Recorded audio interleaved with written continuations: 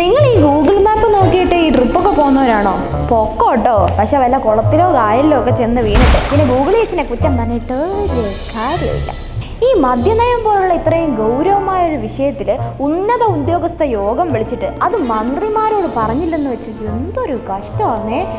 ഇനിയിപ്പോൾ പറഞ്ഞെന്ന് പറഞ്ഞിട്ട് എന്തെങ്കിലും കാര്യമുണ്ടോ? എന്തായാലും റിയാസ് മന്ത്രിയും MP രാജേഷും കൈ മലർത്തിയിട്ടുണ്ട്.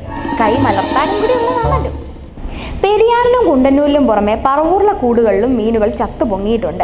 ഈ പെരിയാർ മത്സ്യക്കുരുതിക്ക് കാരണം ജലത്തിൽ അപകടകരമായ വിധമുള്ള അമോണിയയുടെയും ഹൈഡ്രജൻ സൾഫൈഡിൻ്റെയും സാന്നിധ്യം ഉള്ളതുകൊണ്ടാണെന്ന് കുഫോസിൻ്റെ റിപ്പോർട്ട് വന്നിട്ടുണ്ട്.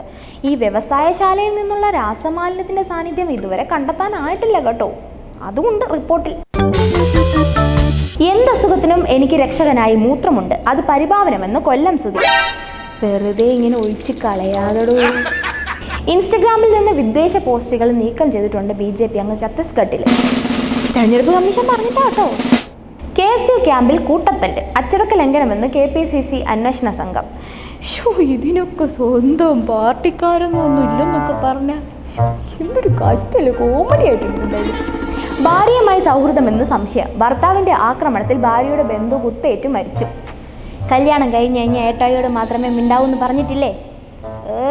കഷ്ടം. എന്നാ പിന്നെ ഞാൻ അങ്ങോട്ട് പോവാം, പോയിട്ട് വരാം.